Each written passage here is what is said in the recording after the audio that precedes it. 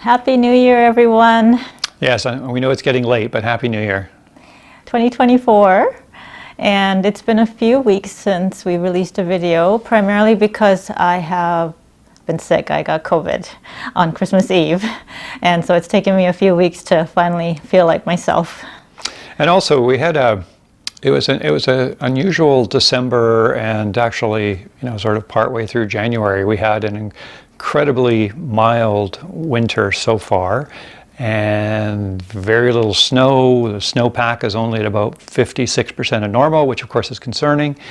And then we went suddenly from, a very mild winter to probably the coldest winter we've had in a long time as of yesterday. So quite a change, and we're not likely going to be out camping until it warms up a little. Mm-hmm. So like we do every year, we have selected 5 top campgrounds that we stayed in the previous year. So that would be 2023. And we wanted to share that with you in this video. And we also have a couple of honorable mentions. I guess we can call them our all-time favorites as well. So yeah, places we stay in regularly. Yeah, so we hope you enjoyed this video.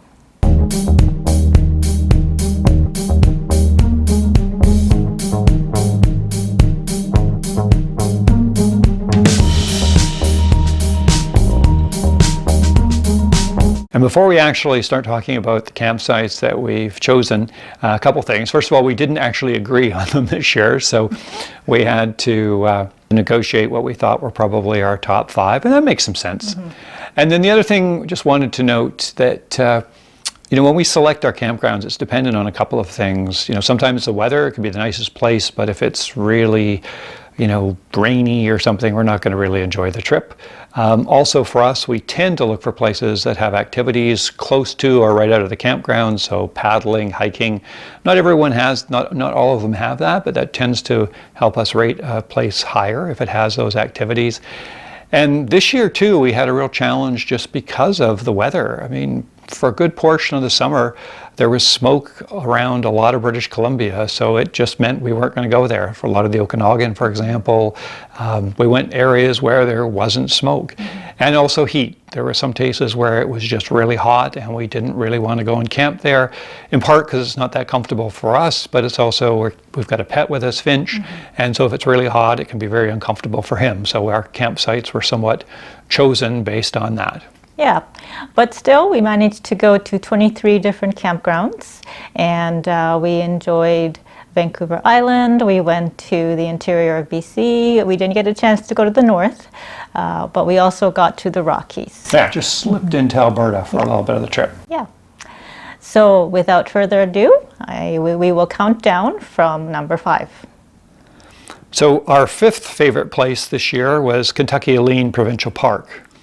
Now, Kentucky-Alleyne is about 40 kilometers south of Merritt on Highway 5A, or about a 3.5-hour drive from Vancouver.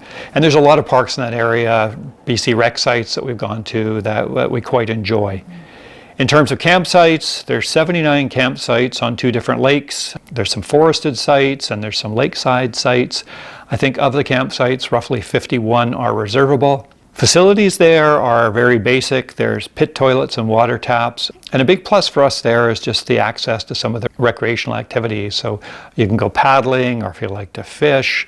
There's also some walking trails between the lakes and ponds, and a trail that goes around Kentucky Lake. So very nice area, beautiful drive to get there. And yeah, we just really enjoyed it. We've been there before.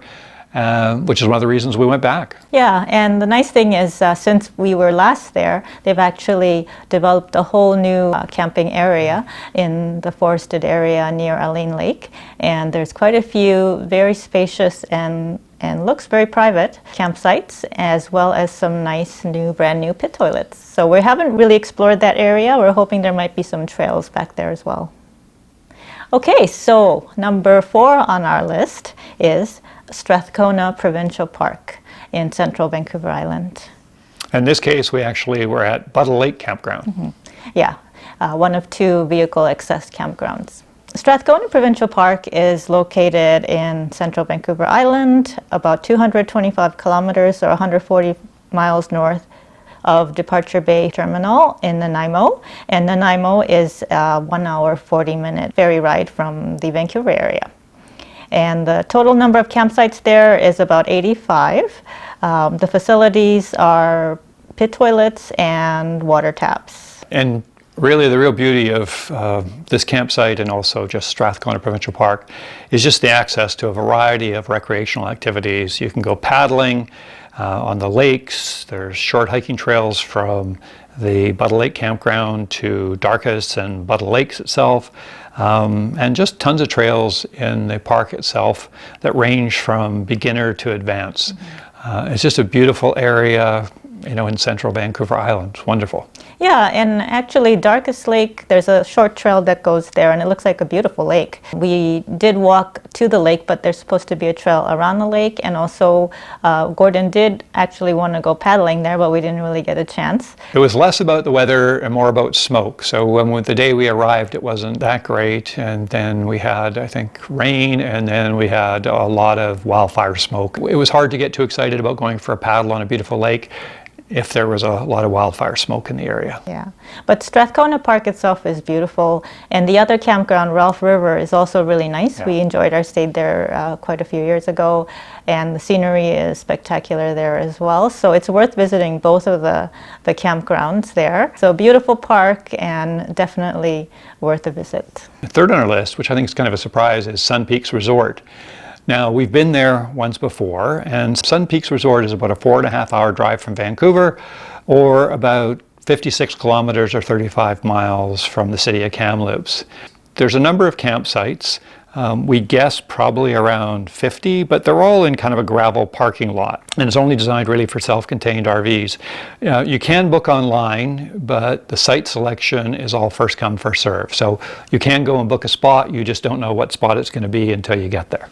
Yeah, and Sun Peaks is great because it's got access to the village, and the village has a lot of shopping and dining. It's like a small little Whistler. It's like the best parts. The restaurants we've been to so far are really good, and so it's nice to be able to just, you know, after you had a full day of hiking, walk to the village and have dinner and have a beer. The atmosphere is great, the people there are great. We just feel like we're in a community, even though it's, you know, the campground's a little bit crowded, and it's kind of like a parking, what it is, a parking lot. Yeah. It still feels like there's a sort of a community spirit there of like-minded people who all like the outdoors. They're either going hiking up on the mountain or they're mountain biking. Yeah. So we really actually enjoyed the atmosphere there. Where we've camped a couple of times is farther back in the parking lot, so there's a little bit of grass and maybe some trees behind you, so it's a little more pleasant. I don't think we've ever seen so many wildflowers anywhere else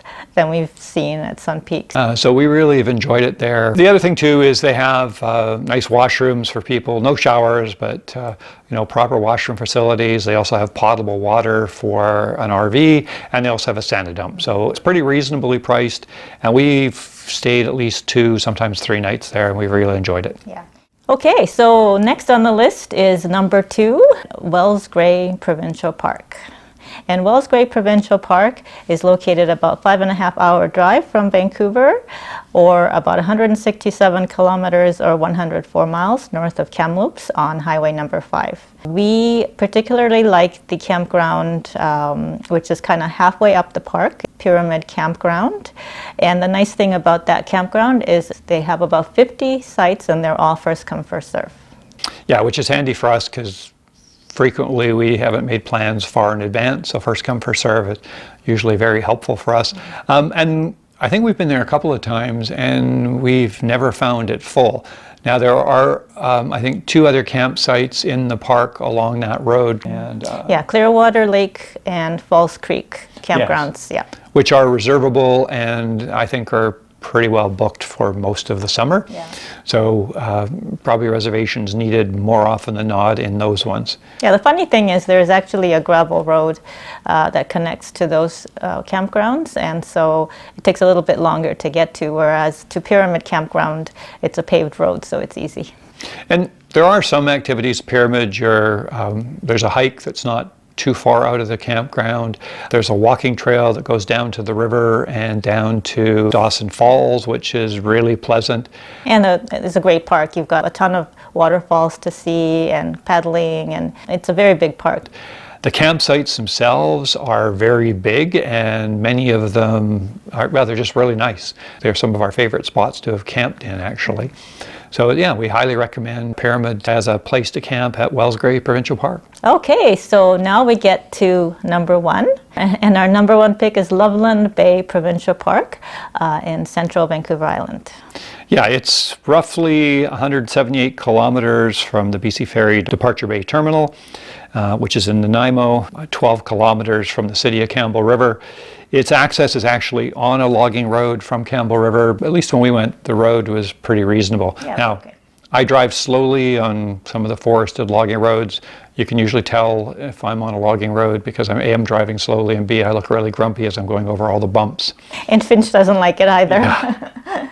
In terms of the campsite itself, there are quite a few. I think there's 54 sites. 52 of them are reservable, and about half are actually right on the waterfront, which is nice.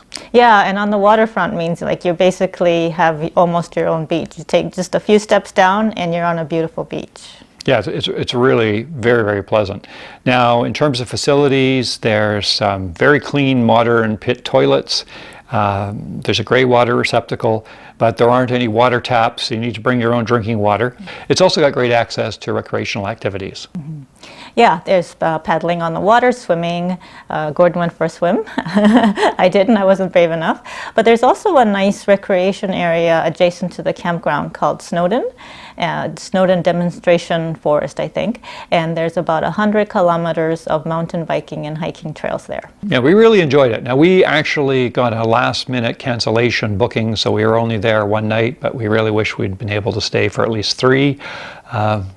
Yeah, it was a wonderful spot. Weather worked out well, no smoke. It was just beautiful. Yeah, it's a very popular campground, so make sure you book early. But again, you can try sort of last minute as well. In addition to our top 5, we've also got our honorable mentions. And these are parks that we really love because we go to them very frequently. And first on the list is actually Green Point Campground, which is in Pacific Rim National Park, which is situated basically right between Ucluelet and Tofino on the west coast of Vancouver Island. Now we particularly love Green Point because the campsites are all nicely treed, they all have power. You've got maybe like a quarter of a kilometer to walk down to the beach, and once you're on the beach you can kind of walk forever. There's a biking trail, a paved biking trail that will go either to Ucluelet or Tofino. So if you're someone that likes to cycle, it's a beautiful area to be in. We literally have spent hours walking on the beach, watching sunsets. The sunset walks are just the best. Watching birds, it's relaxing, scenery is spectacular. And also, in terms of services, there are washroom buildings with full shower facilities and garbage and recycling in the campground. You check in at the gate, so there's always staff there, and there is also a Sanidump, so lots of services. And of course, because it's a national park, it can get very busy, so you really need to make reservations early or take a chance and try and find a last-minute cancellation that you can fit into, or go a little bit shoulder season, maybe when the season first opens or a little later. The park, I think, closes usually mid-October, and September, late September, middle of October, we've seen opportunities to camp there, so it might be something you want to consider for then. The other honorable mention is EC Manning Park, which is not too far actually out of Vancouver. It's only about a 2.5-hour drive. And in Manning Park itself, there are several campgrounds. The two that we probably like the best are Cold Spring and Lightning Lakes. We like Cold Spring because it's a little quieter. If you're lucky, you can, as long as you can get near the river, because you are actually right by the road in many of the spots. But if you can get one of the secluded spots, especially down near the river, it can be really pleasant. There's some hiking trails right from there. You can go along a nice little canyon loop, and then you can go from that as well up to a nice hike called Windy Joe. So very pleasant. Lightning Lakes itself, probably one of the first campgrounds, and still probably one of the nicest in terms of great camp spots. It's right adjacent to Lightning Lakes. several hikes actually you can do right from the campground itself, which is one of the reasons that we like it so much. It's got some nice facilities, shower building, flush toilets, so it's a very nice area. We enjoy it. It's also probably the busiest of the campsites, often booked. Now another more modern campsite close to that is actually the new Skyview campsite, which is really designed more for recreational vehicles, including big rigs. Because it's new and it's a little bit more open, the campsites aren't nearly as isolated. You have to wait some time before some of the forest and trees regrow, so it'll be a little bit more private. But it has pull-through sites in the middle for big rigs, which is good because a lot of the big rigs don't necessarily fit into some of the smaller campgrounds. And all the sites are full service, and in addition it has a very modern washroom and some other toilets that are outside that are flush toilets. So maybe not as remote feeling as some of the other campsites, but it certainly offers additional services, and you're still close to some of this, hiking trails that you might want to go on. Yeah, so it's actually a great option for kind of off-season. Yeah. And if you've watched our videos, we've hiked most of the trails in Manning Park. We'll actually do a video on that in a few months, and just putting together a list of all our favorite hiking trails there. And we've also paddled all the lakes. So it's just a great park if you want to get outdoors. Mm-hmm. And not too far from Vancouver. Yeah, the two honorable mentions, I guess we can call them our two all-time favorites as well. Okay, so that's it for us for our top 5 campgrounds in 2023. We hope you enjoyed the video, and if you did, please be sure to give us a thumbs up and subscribe to our channel if we haven't done so already. And we and Finch will see you next time. And also make sure we've shared our favorite spots this year, but we'd really love it if you could share a few of your favorite spots in the comments that are on our channel as well. So with that said, yeah, we'll see you next time. See you next time.